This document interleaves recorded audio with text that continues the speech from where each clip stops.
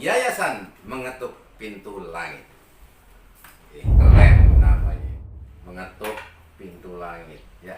Sebelumnya, Assalamualaikum warahmatullahi wabarakatuh. Jumpa lagi dengan saya Jotan dalam acara Serba Serbi Nusantara. Nah, hari ini saya di Banten nih ceritanya nih. Berpakaian pun budaya Banten atau Baduy ya, Baduy. Nah, di sini saya tidak sendiri dan saya ingin banyak bertanya-tanya tentang Yayasan Mengetuk Pintu Langit ini lagi viral ini, ya kan? Assalamualaikum. Waalaikumsalam. Sehat? Saya alhamdulillah sehat. Boleh perkenalkan diri dengan pemirsa tentunya ya, Ya, baik. sedunia. Assalamualaikum warahmatullahi wabarakatuh. Dengan Kang Aden Kasep, kami dari Yayasan Mengetuk Pintu Langit di Kota Cilegon. Jadi lembaga yang tempat kami bersama-sama mengabdi, melayani Allah dengan cara mengabdi kepada masyarakat. Di Yayasan Mengetuk Pintu Langit ini bergerak di bidang apa saja sih? Jadi secara umum di sini kami membina anak-anak tidak mampu. Ya, kami menyebutnya rumah tumbuh. Di rumah ini kami membina anak-anak yang tidak beruntung secara ekonomi tinggal bersama kami, menjadi anak-anak kami. Kalau yang sampai betah, sampai perguruan tinggi, sampai lulus, bahkan ada yang sampai menikah, kita ngebantu nikahinnya juga seperti itu. Ya. Luar biasa sekali. Di luar itu kita membantu masyarakat apabila ada kejadian bencana dan sebagainya, dan kita juga ada kegiatan-kegiatan sosial seperti Ramadan berbagi, kemudian kegiatan santunan yatim, dan juga yang utamanya adalah kita salah satu yang fokus kepada event kegiatan budaya ya, event budaya. Oke.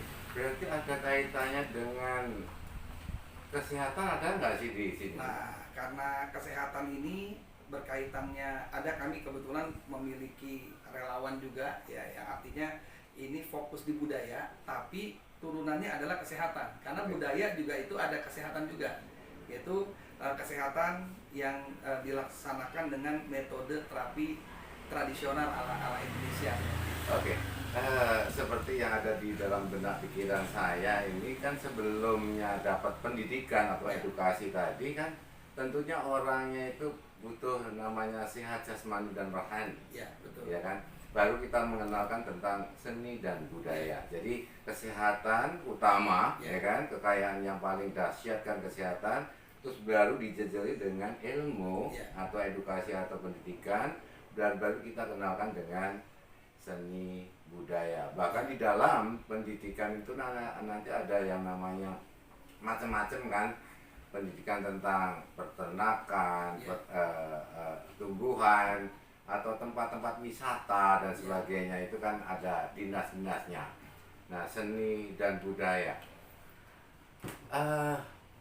berdiri sejak kapan yayasan ini? Kami secara de facto sudah hadir sejak tahun 2026 November tahun 2000 de facto. Sekisar sudah berapa tahun? Berarti 25 tahun yang lalu. Tapi pemirsa, dejurnya udah lama banget nih. Dejurnya dengan label Yayasan Mengetuk Pintu Langit dari tahun 2018. Di Banten atau udah pindah-pindah? Kita awal di wilayah Jalan Raya Bogor, Depok ya. Sekarang ini yang insya Allah kita stay di sini selama. Oh, di Banten ini ada warna sesuatu yang pernah saya lihat. Kayaknya ini apa ini? Ini adalah miniatur menara Banten ya. Kalau kita ke Kesultanan Banten, nah ini kurang lebihnya beginilah miniaturnya ya. Kalau kita ke sana ya. Kemudian buat yang dandanin saya sebagai ala orang Baduy ini, sangat terima kasih sekali. Ini budaya, termasuk budaya. Ini yang kita pakai ini adalah lomar ya. Lomar ini salah satu kalau kita di Jawa Barat. Bukan komar ya? Bukan, lomar ya. Lomar Baduy ya. Nah, ini merupakan salah satu bagian daripada uniformnya masyarakat Baduy, dan sekarang masyarakat umum banyak yang menggunakan ini, khususnya yang berkunjung ke sana. Nah, termasuk saya pribadi ini udah hampir 10 tahun di nempel. Jadi kalau kemana-mana, kalau kita nggak pakai seperti ini nih, seolah-olah kayak nggak pakai baju begitu. Oke. Selain edukasi yang saya sebutkan tadi, event organizer, terus kemudian sampai di mana sih perjalanan dari event budaya Ya, ini? jadi alhamdulillah sejak tahun 2004-2005 kami karena kami cinta ya dengan kegiatan dengan bernuansa hal-hal budaya gitu. Makanya di situ kebetulan juga kami suka juga hobi melayani masyarakat. Nah, jadi salah satu profesi yang cocok bagi pelayan itu adalah di IO gitu. Nah, IO itu kan melayani orang. Nah, jadi mau apa, nah kita yang mempersiapkan. Nah, alhamdulillahnya salah satu daripada yang kami lakukan itu kami membuat event-event budaya yang ada di Indonesia, khususnya di Banten ya. Beberapa event seperti Golok Day Festival, Tapak Karuhun Banten, terus kemudian ada Festival Keceran ya, ini yang udah 4 kali berturut-turut pemecahan rekor muri juga. Dan ada beberapa hal lainnya lah. Cuman artinya memang event-event budaya ini sangat menarik karena memang Indonesia sangat kaya dengan budayanya seperti itu. Oh, luar biasa sekali. Pemirsa, saya lihat di dinding atau di tembok itu ada piagam penghargaan, dan kemudian di sana juga ada rekor muri. Muri itu apa sih muri? Rekor muri ini bentuknya adalah sebuah penghargaan bagi masyarakat ya yang melakukan Waktu sesuatu. itu maksudnya event apa? Kalau ini adalah yang TTKDH, ini yang waktu di Lampung ya, Ah. di Lampung, dan memang kebetulan kami membantu daripada masyarakat ataupun instansi yang ingin melaksanakan kegiatan muri ya. Nah, sampai hari ini kita membantu kegiatan muri ini sudah lebih dari 20 kali ya. Insya Allah terdekat di Bogor tanggal 4 sampai dengan tanggal 5 Desember kita akan pemecahan rekor muri lagi di tahun ini, yaitu penyanyi qasidah menyanyikan qasidah dengan penyanyi terbanyak. Nah, itu kan budaya juga budaya Indonesia ya. Oke. Nah, termasuk yang di Kalimantan itu mungkin ya. Yang di Kalimantan ini kebetulan kalau yang di Kalimantan kita tidak pemecahan rekor muri. Jadi kita hanya membantu beberapa teman-teman event di sana melaksanakan kegiatannya. Oke. Pemirsa, sangat luar biasa sekali. Terus saya pengen bertanya, event yang terbesar itu mencapai target berapa nominal itu? Jadi kalau secara umum yang pernah kita bantu dalam pelaksanaan event itu ada di Keceran Cimande ini di GBK ya, itu menghadirkan 30.000 pesilat ya dari aliran Cimande. Nah, sedangkan kalau yang lainnya ya rata-rata kita sekali penyelenggaraan 15.000, 10.000 gitu. Ya ada juga memang beberapa yang dengan kita bikin event di mall ya, itu paling sekitar 500 atau 200 seperti itu. Gitu. Sekarang saya menanyakan tentang rupiahnya. Event terbesar itu saya dengar itu sampai ke 10 atau 5 M. Jadi gitu. event budaya itu sebenarnya relatif ya bicara rupiah ya. Jadi semakin banyak orang yang dihadirkan, maka tentunya effortnya semakin besar. Sejauh ini ya kita pernah melaksanakan event dengan secara nominalnya lebih dari 5 M ya. Tapi artinya ini Besar tentunya sekali tentunya. ya sebenarnya itu kecil gitu, karena kalau teman-teman yang secara internasional menyelenggarakan event itu mungkin bisa nilainya bisa 2 digit M ya. Kalau bagi kita segitu termasuk kebanggaan, karena ya untuk kelas kita lah segitu sudah sangat luar biasa. Misalnya nih jenengan, saya manggilnya Kang ya, Aden. Kang Aden, saya kasih 1 T. Ya. Kira-kira untuk event besar di Indonesia kurang atau Jadi gimana? kalau dengan kita membuat event 1T, maka itu konsepnya roadshow. Jadi kita tinggal membuat pemetaannya. Anggaplah kita punya 38 provinsi ya. Nah, masing-masing provinsi punya keunikan dan keragaman budayanya masing-masing. Nah, itu tinggal kita breakdown di situ. Nah, sama kemudian kita jadikan event-event itu event-event internasional. Karena yang memerlukan effort besar itu adalah ketika kita melibatkan negara-negara tetangga dan sebagainya. Jadi dengan demikian itu selesai itu event dengan nilai sebesar itu ya. Gitu. Tapi memang harus dipersiapkan dengan matang. Intinya seperti itu. Event-event besar tidak bisa sebulan 2 bulan, tidak bisa. Oke. Jadi merangkak dari bawah. Ya. Dari kelurahan, Ya. kecamatan, Ya. terus kemudian bupati, gubernur, baru presiden. Ya. Ya. Misalnya 1 T itu hanya untuk 1 event. Untuk kira-kira? satu event konsepnya roadshow. Jadi kalau tepatnya sekarang yang sedang Roadshow itu kan nggak satu event nih, Ya. satu event klub besar misalnya negeriku itu atau ya. Indonesiaku Ya. yang diadakan dan kedatangan tamu misalnya Bapak Presiden. Kayak gitu. Ya, itu dilaksanakan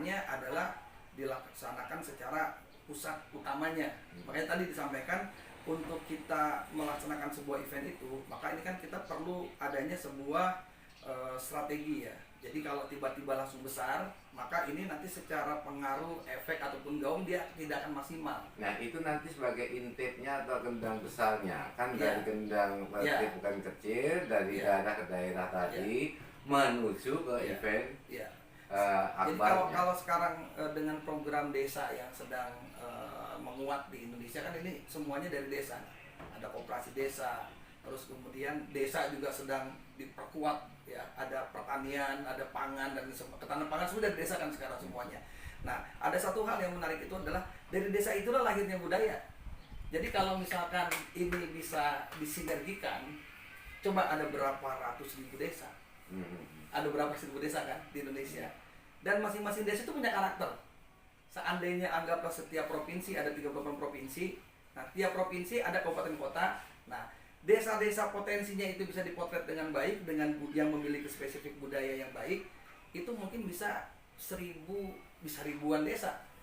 Itu saja dijalankan secara bersama-sama ya, dengan konsep yang sama tapi dengan keragaman budaya yang mereka miliki masing-masing. Nah, kebayang. Oke. Jadi akan terjadi kalau sekarang ada ketahanan pangan kan, pertanian bergerak semua. Nah, kebayang kalau budaya dari desa semuanya bergerak, wah itu luar biasa itu acaranya. Kalau desa seperti itu. Amin. Jadi mempunyai data-data konkret gitu ya. Ya kalau di kita artinya saat ini masih secara umum memang kita selalu memotret setiap event yang kita laksanakan. Contoh misalkan berapa jumlah audien yang hadir, terus kemudian juga respon, efek. Karena gini, contoh seperti ini. Event budaya kan bukan sekedar menampilkan budaya, tapi bisa jadi di situ juga bisa menampilkan kecintaan. Terus tadi kesehatan, kita turunkan para terapis tradisional. Ketika datang tidak sekedar nonton budaya, tapi pas pulang sehat, kan seperti itu. Tapi ada lagi yang lebih efek menariknya itu adalah ekonomi. Jadi contoh seperti begini, datang ke masyarakat Baduy ini kan, setidaknya beli lomar. Nah di situ kan ekonomi, belum ada ada syal, belum ada tas koja seperti ini. Ini dari apa ini? Ini dari Bambu atau bukan bambu. Ini kayu? ada dari kulit, namanya kulit. terep disebutnya ya. Ini akar. Jadi dia ini dari pohon. Kuat sekali ya. Iya. Jadi dipakai kalau menurut kepercayaan juga kata keaulatan Baduy, dan kami pernah mencobanya juga. Ini juga ternyata punya khasiat apabila gatel. Jadi kalau gatel-gatel tinggal digaruk-garuk begini nih, bentol-bentol gitu, digaruk-garuk gini. Nah kebetulan kami pernah ya. gitu. Kita pernah pas lagi gatel kayak bidura begitu, kita ingat kata keaulatan Baduy, kita coba begini, ternyata nggak sampai 5 menit dia biasa. iya normal. gitu. Dan kalau walam ya, artinya ini masing-masing mungkin punya keyakinan atau tidak itu terserah. Cuman kami pernah gitu coba. Oke. Setingkat itu. Oke, saya pikir pernah mengadakan event besar, tentunya apapun itu terorganisir oleh struktur yang keren, dari kita mengajukan salah satu proposal dan sebagainya. Nah, pernahkah atau mengalamikah titik kelemahan dikala mengadakan event? Ya kalau dalam sebuah event itu selalu ada saja tantangan lah ya. Jadi artinya tidak semua event itu berjalan baik gitu. Selalu ada contoh misalkan menjelang pelaksanaan hari H tiba-tiba hujan deras. Nah ini kan kita tidak bisa menolak, namanya kuasa Allah dalam urusan alam. Atau pernah juga kita mengalami tiba-tiba vendor yang membawa salah satu perlengkapan kami, contoh sound system, tiba-tiba meledak bannya. Padahal harusnya dia sudah waktunya memasang, atau ada hal seperti itu lah ya. Tapi artinya tantangan-tantangan seperti itu insya Allah dapat kita lewati dengan baik ya. Contoh kita pernah mengalami sebuah event, saat event utama tiba-tiba hujan besar. Kebayangnya seperti apa tuh? Hujan besar tuh, hujannya itu luar biasa. Nah, tapi bagaimana caranya kita bisa menghadapi itu semua? Akhirnya kita sebagai pemandu acara kita arahkan, ayo ini hujan adalah bagian daripada rahmat Allah. Semua panitia turun semuanya ke lapangan. Yang tadinya kan ada peserta di tengah-tengah lapangan pada bubar. Kita masuk semua ke lapangan, mana pesilat, pendekar, masa takut sama air. Akhirnya semuanya hujan-hujanan, jadi tetap masih berjalan. Hal seperti itu ada kita mengalami lah, secara teknis. Mungkin ada kelemahan yang lain tentang yang selama ini dijalani. Yang Keuangan ya, apa dan jadi gini, sebagainya. kami ini IO ataupun event budaya yang ada di wilayah ya kampung lah ya. Jadi kalau bukan di perkotaan atau di pusat ibu kota gitu. Memang terkadang perlu perjuangan karena hampir sebagian besar event-event kami itu non APBD. Jadi kami merintis event-eventnya ini, kami mencari donasi, kami mencari sponsorship dari pihak-pihak yang cinta budaya tentunya. Dan kalau di kami ini mungkin ya grade levelnya mungkin ringnya ring 2, ring 3 kan begitu. Nah itu mungkin yang menjadi salah satu kendala yang saat ini masih kami berjuang gitu. Jadi kami membutuhkan dukungan dari para donatur-donatur ataupun para instansi yang mencintai budaya dengan cara melalui event seperti itu. Tapi kami tidak pernah putus asa gitu, karena dalam sebuah event itu ada sebuah prinsip yang harus kita pegang. Event apapun yang terjadi kalau sudah kita naik bendera, itu rugi boleh, tapi gagal nggak boleh. Apapun yang terjadi itu event. Karena ketika sekali kita gagal dalam event, maka ini kepercayaan orang kepada kita akan turun bisa 2, 3, 4 tahun. Gitu. Rugi boleh. Tadi sedikit cerita tentang pemimpin kita, ada yang suka tentang event budaya, ada yang tidak kurang suka, bukan tidak ya, kurang suka tentang event budaya. Menghadapi itu sepertinya bagaimana? Nah, makanya itu tadi kebanyakan ketika teman-teman kita kan ketika membuat sebuah event kan sebagian besarnya berpikir adalah harus didukung oleh pemerintah gitu. Nah, kalau kita berpikir berbeda, kita dari relawan yang pecinta budaya dari masyarakat, kita memulai saja dulu. Jadi artinya biasanya kalau pemerintah itu tidak bisa langsung melihat event kita secara langsung. Dia hanya monitor dulu, benar kan eventnya bagus apa enggak gitu. Nah tapi ini harus dimulai. Nah inilah yang menjadi beberapa tantangan-tantangan di teman-teman para pelaku budaya, bahwasanya kadang-kadang udahlah ini pemerintah yang ngedukung misalkan seperti itu kan. Tapi kalau secara umum nih Mr. Joy ya, kita melihat bahwa pemerintah sekarang ini secara umum ini sangat peduli, concern dengan budaya. Dari mana? Karena ada Menteri Kebudayaan. Dan ini baru pertama kali nih ada kejadian. Dari dulu ini kita berharap adanya Menteri Kebudayaan agar apa? Budaya itu fokus, lebih prioritas, dan ya karena Indonesia kan memang negeri yang berbudaya kan begitu. Gembira Ya. atau senang, sangat bahagia. Seperti Bapak Presiden Prabowo kan juga Ya, itu bagian happy. daripada happy. Iya. Jadi ngopi itu Ngobrol happy. ya seperti ini. Ya. Nah, dan tidak sepertinya saya sangat yakin bahwa Bapak Presiden Prabowo menyukai tentang seni budaya Indonesia. Betul. Ya kan? Mudah-mudahan juga apa yang selama ini dijalankan karena lillahi ta'ala untuk bangsa Indonesia, gitu kan? Terutama saya sendiri sangatlah senang mendengar hal ini, makanya dari Jakarta menuju Banten Masya Allah. malam-malam Ya. hanya pengen ngopi saja dengan dirimu kan gitu. Berkah. Iya. Saya pikir itu saja ya. Nanti selanjutnya ikuti kami, perjalanan kami berikutnya. Thank you atas waktu diluangkannya, ya kan?